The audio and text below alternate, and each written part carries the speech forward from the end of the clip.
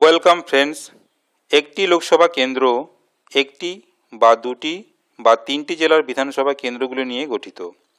রাজ্য তথা পশ্চিমবঙ্গে আপনার লোকসভা কেন্দ্র কোন কোন জেলার কোন কোন বিধানসভা কেন্দ্র নিয়ে গঠিত তা আজকের ভিডিওতে আলোচনা করব। প্রথমেই পশ্চিমবঙ্গে কতগুলি জেলা আছে দেখে নেব। টোটাল 23টি জেলা আছে।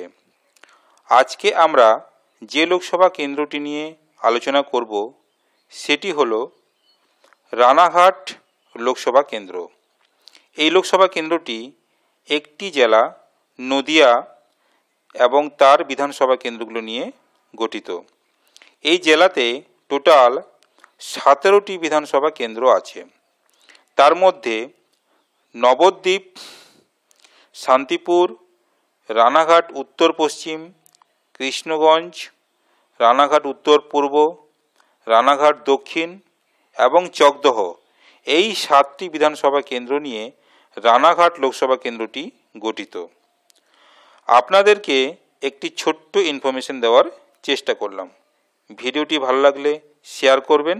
আপনারা ভালো থাকবেন, সুস্থ থাকবেন। ধন্যবাদ।